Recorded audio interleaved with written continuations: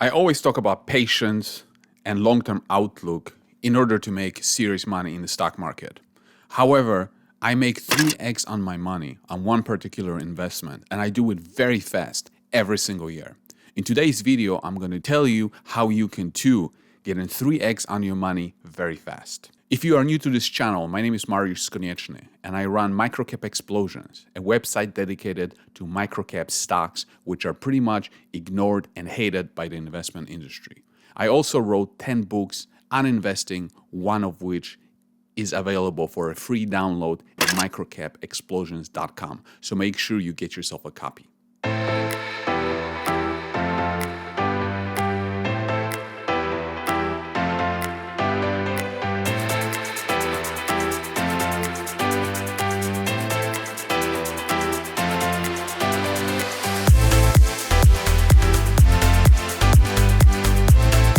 You might think, what in the world am I talking about?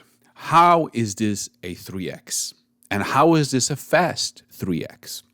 You see, when we talk about investments, whether it's 3x or 10x, we think of stocks, we think of options, crypto, whatever. We want to invest in something and we want to get a return.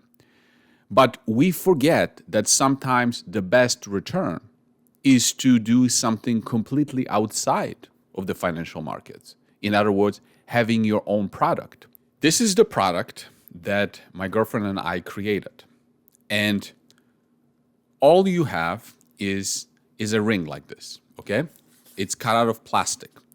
And you put a pie dough in the middle of it, and you roll it out, and as the pie expands, it hits the edges, and it becomes a perfect circle.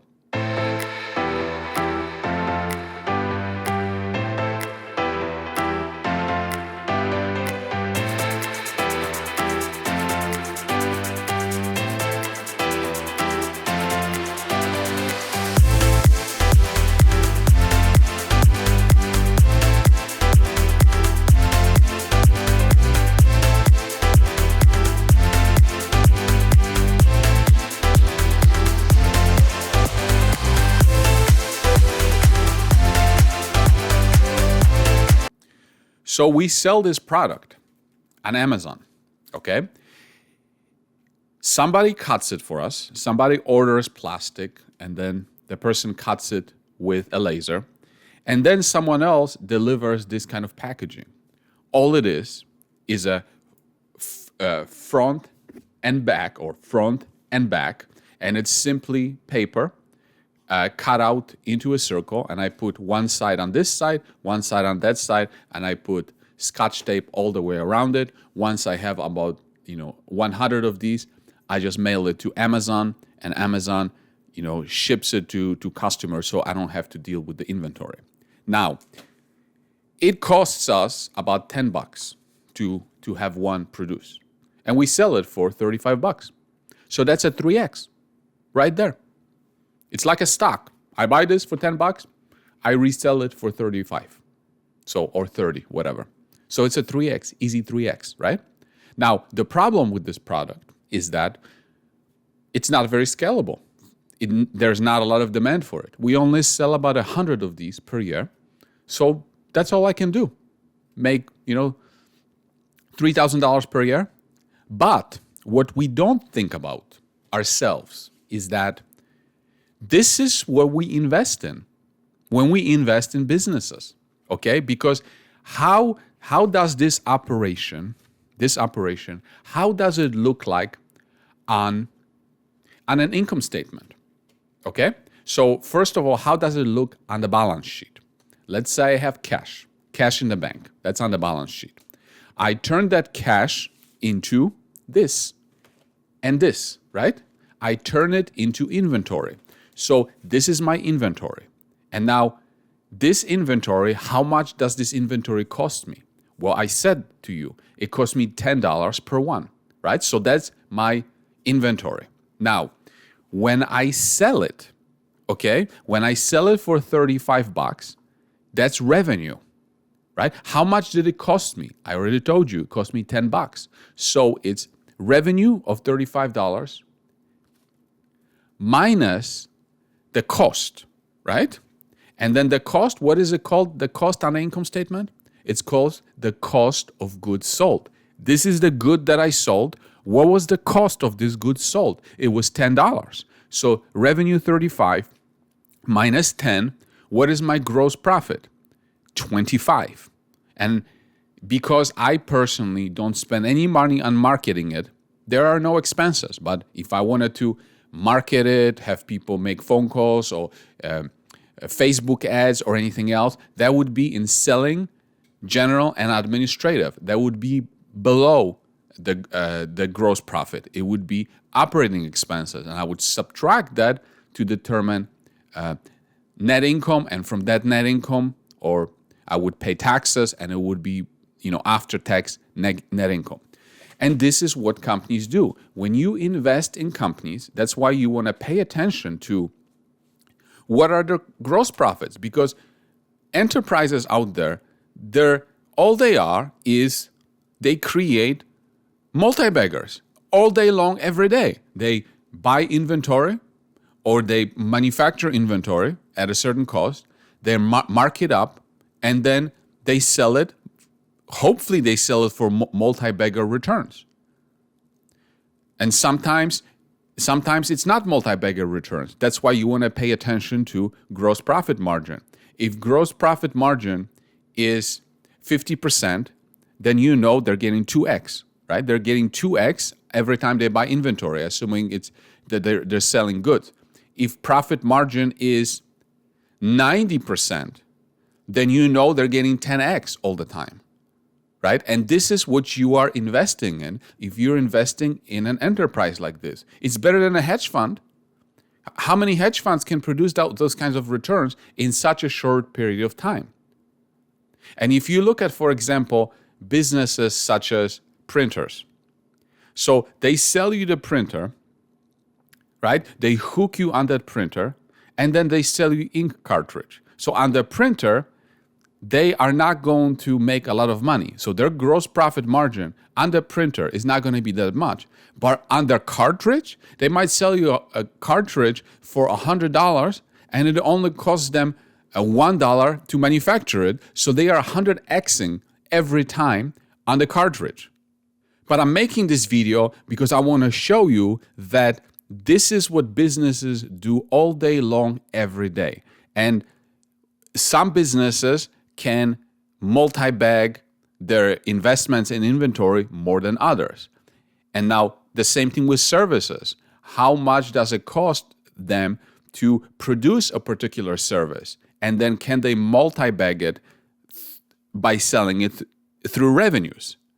And now, before you get too excited about it, the next important thing, of course, is to realize what it is that the business is doing, but also how much it is that you're paying for the business. The less you pay for a business like this, the better for you.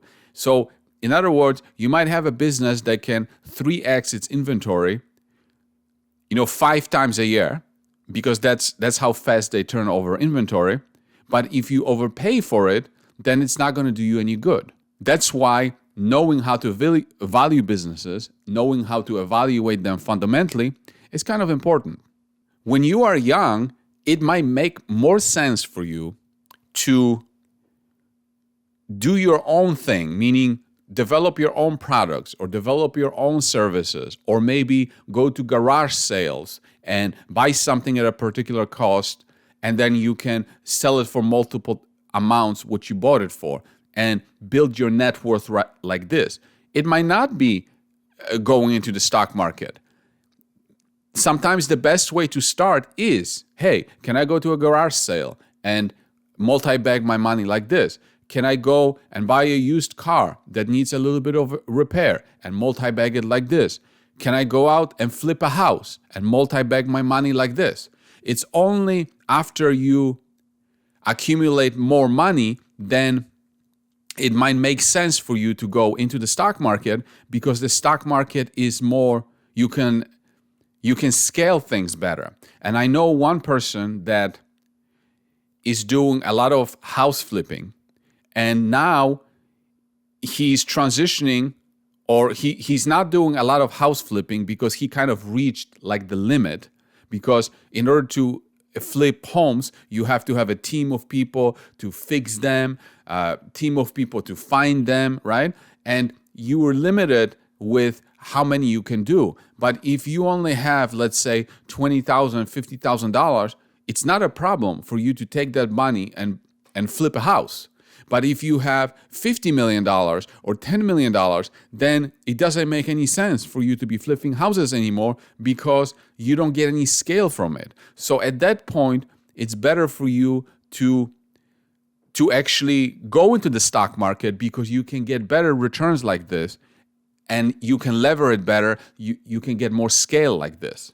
For me, creating products like this and even writing books was a fantastic way while I was building up a portfolio, because I could spend 2 weeks writing a book, and then that book now produces income every month, every year. And it might not be a bestseller. It doesn't matter, because the 2 weeks that I put into writing the book, the return that I'm getting from it was hugely helpful for me during the time that my portfolio wasn't big enough. At this point, it doesn't make any sense from the financial point of view for me to write more books. It might make more sense for me to write a book because I want to share some information with people, but that's a different purpose. But from the financial standpoint, it doesn't make any sense for me to sell books because I can take my time, making videos on YouTube, or I can take my time and combine it with the capital that I have and produce better results than it is just to take my time of 2 weeks writing the book. I am much better off taking my time, combining it with capital, and that's where the returns are the best. But for you, it might be different. So if you're thinking about it in these ways, it can really help you think about how you can best grow your own net worth. But also, if you're investing in public companies, think of them as they are multi-bagger machines. That's all they are.